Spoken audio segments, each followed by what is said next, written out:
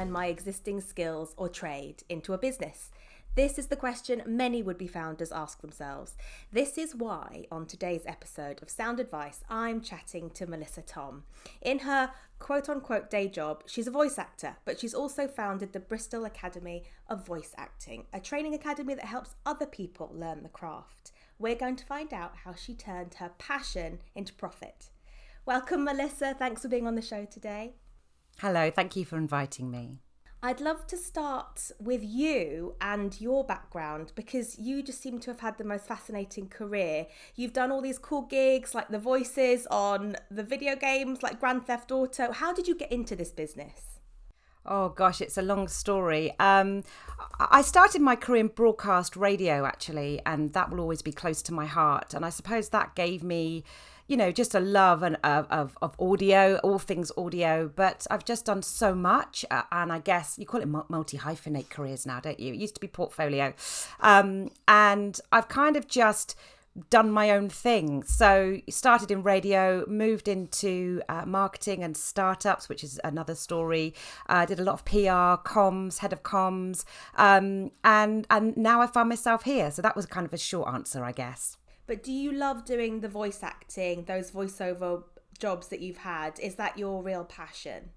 Yeah, voice acting came along at a time after, I've always been a voice actor for 30 years, but I kind of just went full time after I had children, and, you get to a point where you can't do in-person events. It was a natural progression from being a broadcast host, obviously, and what I found was that many of us, I say us in the world of broadcast, kind of fell into voice acting in the sense that someone would say in the studio, could you just come in and voice this ad? And after a while, I realised I hadn't trained properly. And that's a whole other conversation about imposter syndrome. But voice acting you can do from home. I've got my own studio. You could do it from a hotel room. You could do it from a cupboard if you really have to when you're travelling. So it fits very well. It fitted very well with my lifestyle at the time. So with this multi-hyphenate career, as you've called it, did you want to create Brava to give other people a more direct route into this industry? Was that one of your priorities or one of the things that you wanted to do with this business? Yeah, so, Brava just kind of happened, really. I wouldn't say it was, at the time, I didn't sort of sit down thinking, I'm going to create this kind of thriving business. But it was clear to me sort of during lockdown that people needed a different way to earn money as potentially an additional skill set. Not all of us could move to Devon and become pig farmers, sadly, which is a great thing to do, by the way, but not all of us are able to do that. And a lot of us, I think, came to our roles because we are creative individuals. And somewhere along the way, that creativity, that daily creativity got lost. And it's happened to so many people we work with, myself included. Voice acting is a way to add that creativity back into your professional life. It is the best job in the world. So that's kind of really where that came from. So how did you go about creating this business, and why Bristol particularly? Give us the sort of startup story. Okay, well, if we're talking specifically about Brava, Brava grew out of lockdown. I'd been living in America for a couple of years, came back to the UK, was working as a full-time voice actor. And of course, the experience that many felt for the first time during lockdown, which was we're at home alone, locked in a darkened studio, is what voiceovers have been doing, voice actors for a long time. So the roles weren't stopping over lockdown. And many of my colleagues who I met at Bristol Old Vic and other actors were broken. It was a really shocking time. So I think we had a Zoom one day and we had a few glasses of wine, and I just kind of looked at them all and said, do you know what, I'll train you. I'll train you in the beginnings of voice acting. And it kind of grew from there. Oh, amazing. So you were the one and only tutor at the beginning, and then have you bolted on other experts and brought in other expertise? And have you done that in response to what students are asking for or what the industry is asking for? How have you grown this business? So yes, I was the principal coach to begin with, and I'm the principal coach now. But yeah, we've grown 50% in the last year. We're only 2 years old, and we are currently full till December. So yeah, Bravo was never supposed to be about me. Going on Instagram, talking incessantly about myself. That's not really the point. The point is to give the highest quality training in voice actors from the best people I know and can find. And my network is, voice acting is quite a small world, but having lived in America as well, and worked in Europe, and of course in the UK, it's a real privilege to be able to bring the best master coaches that I've worked with professionally to people, particularly in Bristol and the Southwest. Obviously, you can access Brava from anywhere in the globe, and we do work with people in all corners, but we're bringing the best to Bristol, and that's kind of what I love about it. And our coaches are absolutely incredible. I learn so much from them. Whenever we have a session, I'm learning as well, even though I've worked with them plenty of times. So to bring them here is a real core of our offering. It's not just about me. It's about the sum of its parts. It's about the coaches, and it's about the talent. It is such a privilege to work with them. We meet everybody that comes on board. I'm just fascinated by their stories. So we go quite deep here, I would say.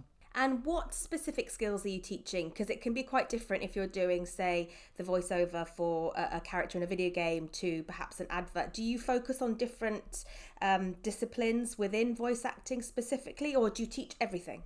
Well, people always say, after the first session, there's a lot more to voice acting than I thought. And really, it's about strong communication skills, but it's about so much more than just having a nice voice. You have to learn about how to bring those words, lift those words off the page. We talk about that a lot. And unless you've trained, you're not going to have all of the skills in your toolkit. So it's about learning how to access your physicality in the booth. Acting on the microphone is very different to acting for stage or TV or film, and there are a specific set of skills that we teach over a period of time. One of the things that I am really sort of behind is the live experience. So everything we do is taught live.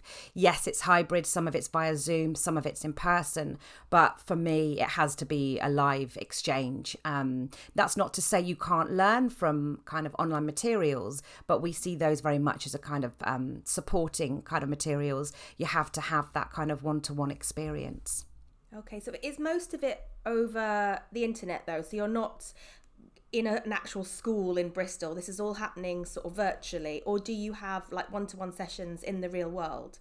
Yeah, we have 3 core areas that we teach, and they're taught via Zoom, mostly because we work with professionals, so broadcasters, actors, all sorts of different professionals who often have another job. So learning the core elements by Zoom is really important. But of course, we recognize, for example, when we cut demos, that has to be done in person. We can't, we can cut them online, but you have to come in and have that whole experience. So we have fantastic studios. We've got Brava Studios here in my garden, but also we became full so quickly that we had to then get partner studios in Bristol. They're incredible. We also host in-person sessions, it's important to have both, actually. So when our master coaches train for us, whether they come from California, we partner with Bristol Old Vic Theatre School, and we use their studios and theatre space, which is incredible. And both of those ways are equally as important to learn, because that is how we work as voice actors. Many of our jobs are done at home. So we have to set up home studios. We have to be able to fix problems instantly when they happen. That happens quite a lot. And so we have to deliver our training to make sure that they can master those skills, but we also sometimes have to go into studios and deal with clients there. So that's why we deliver it like that. This is really inspiring though to anyone else looking to sort of turn their profession, their craft into a business, because you've done it with such low overheads, because you're delivering a lot of the sessions online. You have a studio at home, so you were able to do some of those demos in your home. You weren't renting extremely expensive studio space. And then because you're so connected in your industry, you know the studios you can approach when you've got too many students to manage in your own home, so you're able to use that network. And I think that's really important for anybody who's thinking about traveling this path, is that you have all these tools at your disposal. But do you think that now you've reached a size where you'll need kind of a dedicated headquarters? And is that quite scary, making the leap into the next level? No, my husband and I have done so much together. No, it's not scary. This job is a dream job, honestly. I call the shots. Creatively, I can do whatever I like. I work with the most incredible people. In terms of physical premises, it's fine at the moment, but, we've done it before. If we have to kind of move into physical premises, we'll do it again. We've always bootstrapped our own thing, always. And I don't think I'm going to ever change that approach. I think we have a high tolerance to risk, my husband and I. Don't get me wrong, please don't feel that I'm sitting here saying it's all really easy. We've certainly been through the mill and back. And there are times where we've sat there, and said we don't have another mortgage payment left. But that's probably one of my biggest skills is when the shit hits the fan, I'm probably quite good at sort of working out how we can navigate out of that, as well as my husband. So taking these difficulties on as challenges, is kind of what we love doing, I guess. Can you tell me about one of those times? You mentioned not having another mortgage payment left in your account. What happened? What did something go wrong? Was there a sudden massive expense to pay? What was the story there? Just life. I in the recession 2008 2009. It's such a blur these days, but I remember my husband coming home and saying, look, we've got 1 month's mortgage payment left. I think I just had my first child, or was about to have my first child. Postnatal depression was kicking in. It was all coming at once. And so I thought, well, you know what, I'll go and do a master's degree online. Well, it was kind of part of UE actually, so I was actually physically at the place, but compared to my undergrad degree, it was, when I did my English literature degree, there were no computers. It was just, you had to go and get books out of the library. When I did my postgrad, it was all online. It was just, I'd feed my child and then I'd be accessing everything. You didn't have to search for books. So I found that a lot easier and it really helped me. I did that in 8 months and then I went and got a job as head of comms at a digital agency, and that brought in the extra cash that we needed at that point. So yeah, I mean, it's a bit of a bonkers thing to do, but for us, it worked really well. And with these previous businesses, can you give me a bit of detail? Because you're a serial founder. What are these other ventures and how did you end up exiting, or did you have any failures? Okay, well, my first business, looking back, was something called Audio Enable. And that came out of my work at the time in broadcast commercial radio.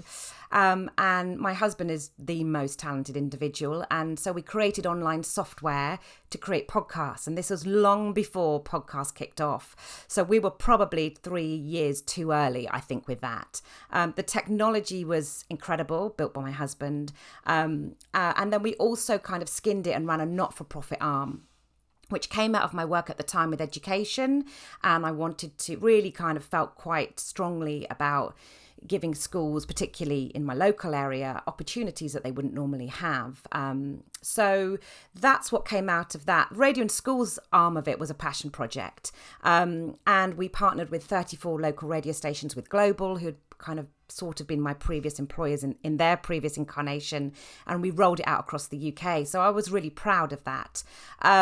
We created some great technology. The government would roll me out. This was long before things like Women in Business existed. I mean, I would sit in the bowels of the radio station and people would sort of say, do we own you? And we're like, no. Well, what are you doing here? I was like, don't know, just kind of cracking on and, using everything I can get. And they were fantastic. The support I had from everyone there over the years was just second to none. And I'm still very good friends with all of my radio colleagues. I love radio.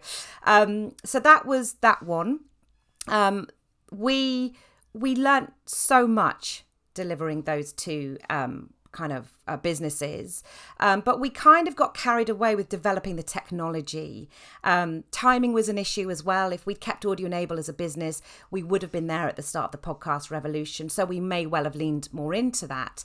Who knows, right? But second child came along. We kind of had to make a decision that we weren't bringing in what we wanted to bring in. And then at that point, my husband went off and set up another startup, which I was involved in. I can't take any credit. I was involved behind the scenes as their kind of communications consultant, but it was very much his startup. And that was right moment, right time. That was all based on the second screen experience, which seems really old hat now. But that became part of Twitter in 2014. So that was a bit of a wild ride.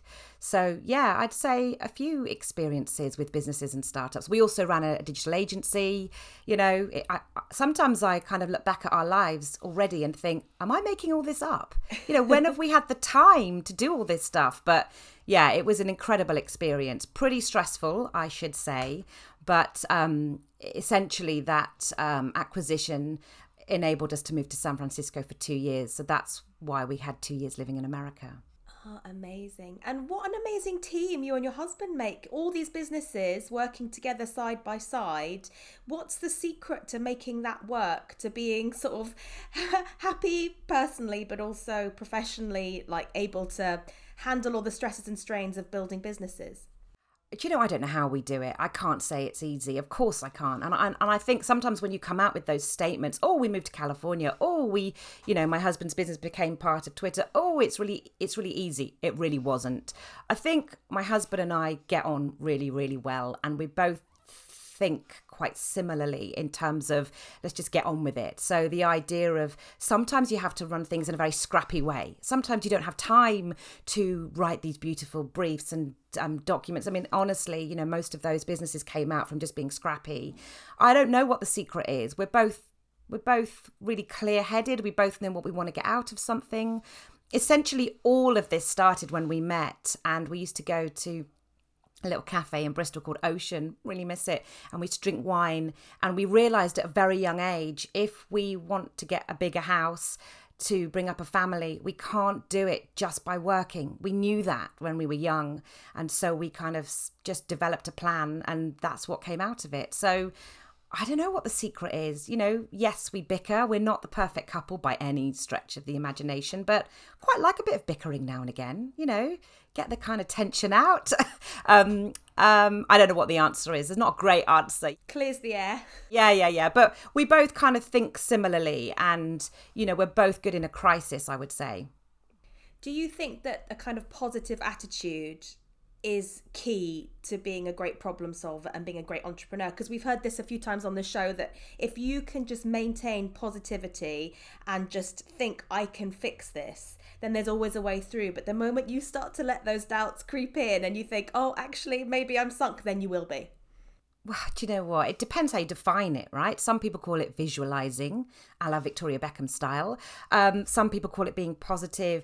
I think you have to know your limits. I think what's not talked about enough is knowing when to accept that something isn't working. So, for example, when we were running Audio Enable and radio in schools, it was great. It was funding a monthly income, but it wasn't quite enough. And we knew that, and we ran it for 3 years. And then I sort of said, look, I've got to stop. And if we hadn't stopped, we learned so much on it, but if we hadn't pulled it, we wouldn't have had the mental capacity to then go on and run Second Sync. So, and when I say run, my husband ran it, but I was at home with 2 young children flying through hospitals and all sorts of stuff at that point. So it just, you sort of have a knowledge of when things are enough and when you can look at it and say, actually, we can fix this, or we can turn it around. The whole business word pivoting, which I hate using that word now because it's so overused, but understanding when something isn't quite working. And I know the guys did that with Second Sync.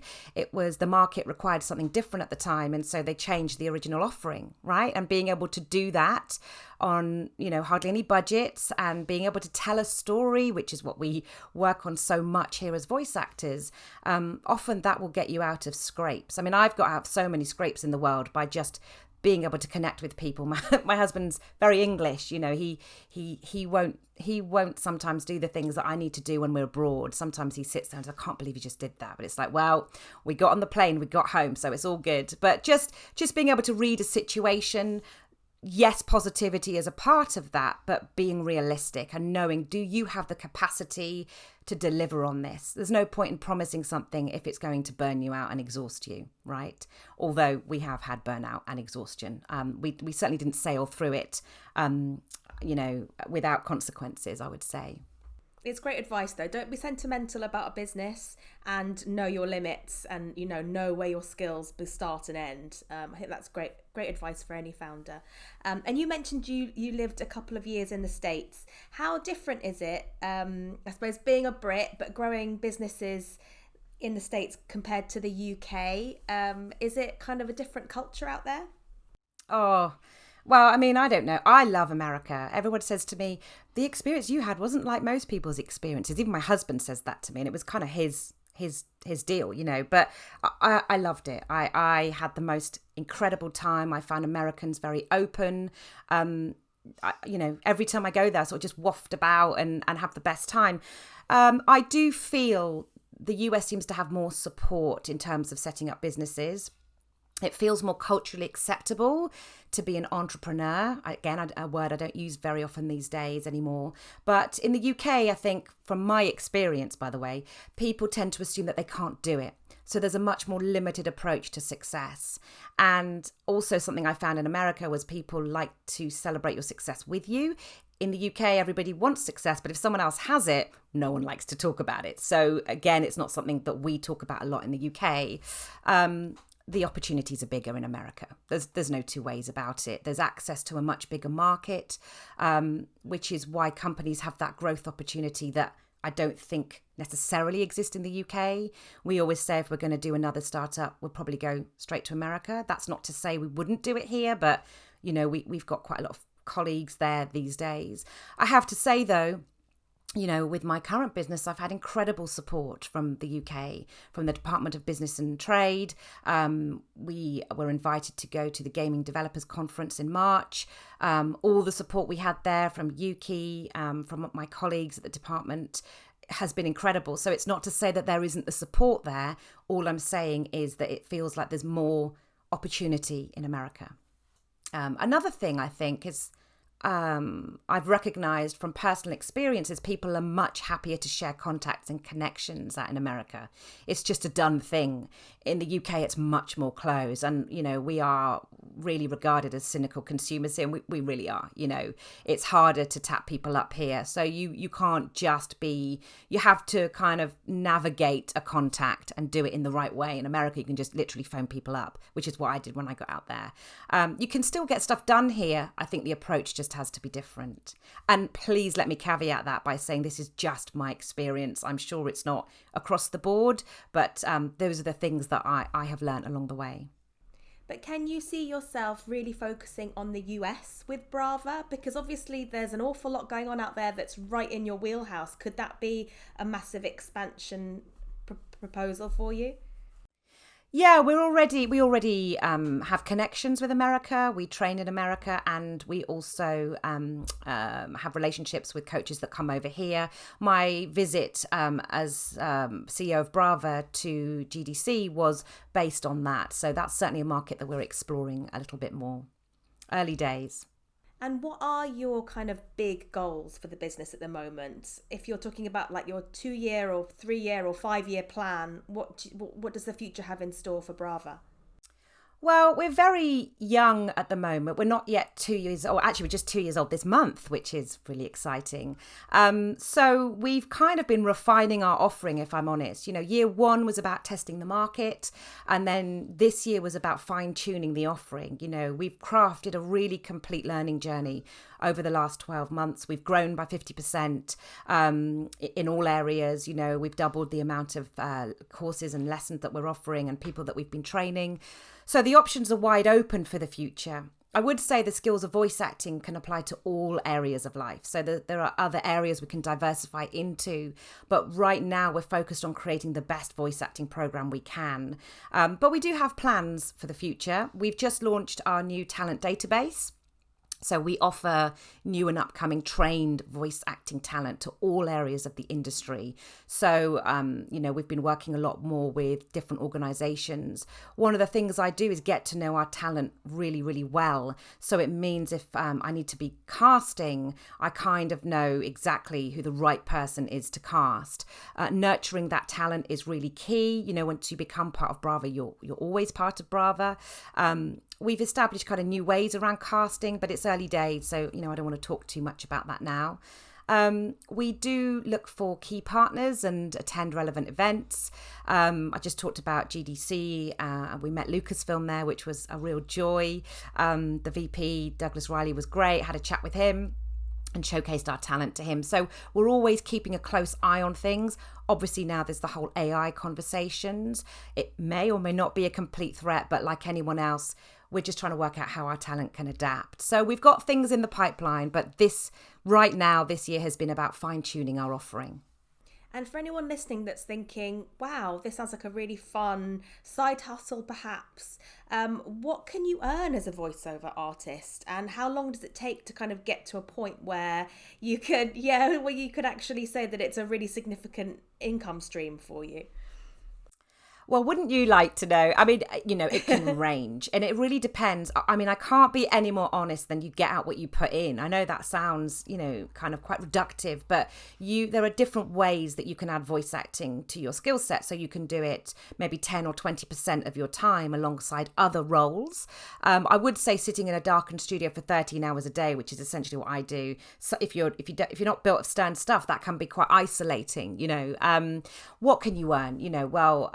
Corporate narration rates range from about £250 per hour upwards, and then you can have usage on top of that, especially with commercials. So you can earn the bigger money if you're a commercial VO. There's audio drama, audiobooks, not brilliantly paid, but of course, they're very kind of areas that sort of trained actors will go into. If you're a full-time VO, I mean, you can earn. Honestly, you can earn whatever you desire. I don't want to put a number out there because I know I'll get loads of voice actors kind of piling onto me, probably saying that's not true, that's not correct. I would say if you're adding VO to your skill set, certainly with everybody that comes through Brava, you should be easily pulling in an additional kind of 30 to 35k a year, as a minimum. If you're not pulling that in, then you've got more work to do. And that can go upwards depending on the networks, the contacts, and the clients that you have. So I've just put a number out there. So be prepared to be kind of jumped on. But, or you can just do it at a rate of, an hourly rate and just pull in $1,000 extra a month, which is a lot, right? To add to your kind of monthly income. So I hope that helps. I've put numbers out there. And are you happy to say how much it costs to train with Brava? And do you do like one specific course, or do you cherry pick different modules so it can kind of be different kind of costings? Yeah, so we stagger everything. If you want to learn how to be a voice actor and do everything that's there, cut your demos. We have 3 core modules that we train in: narration, commercial, and characters. And really, it's our belief that you have to master those 3 to be a fully trained voice actor. On top of that, you've got to cut professional demos. Do not cut them yourself.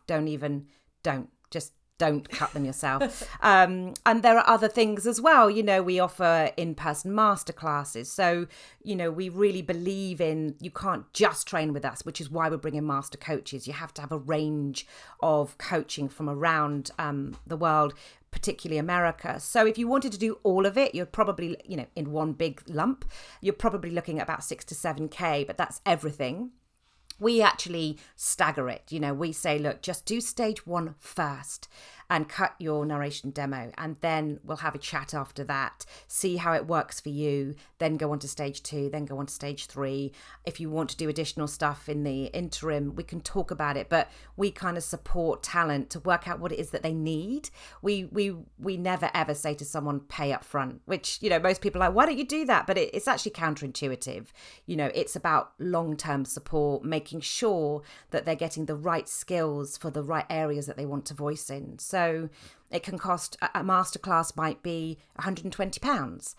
We do lots of free talks, industry talks, and I do love deep conversations. So you get quite a lot out of those free talks. So there's something for everyone, and it's not about pushing anyone. It's not the sort of craft that you can rush, I would say. You do have to give it time. So I hope that answers your question. No, absolutely. That was a great response. And I feel like anyone who's listening, who's interested, now has a very well-rounded idea of what it would take to become a voiceover artist. And you mentioned AI as a potential threat. Can you tell me how you're preparing the business for, in the next few years, the advent of AI voices, very, very human? Is that something that you're worried about, or do you feel like human beings will always have the edge?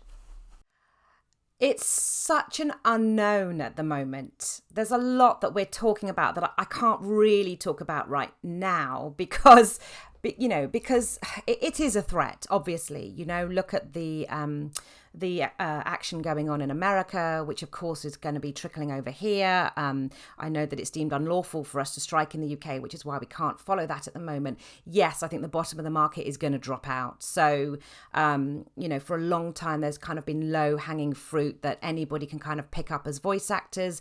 Yes, I mean, it's already started happening. However, I always believe that in the midst of any crisis, you have got to get in there and see where the opportunities are. So we are working with our partners. We are already identifying areas. We've already got companies coming to us saying, can you help us with this? So there's definitely opportunity within that. But of course, right now, there are plenty of voice actors whose work has tailed off quite dramatically.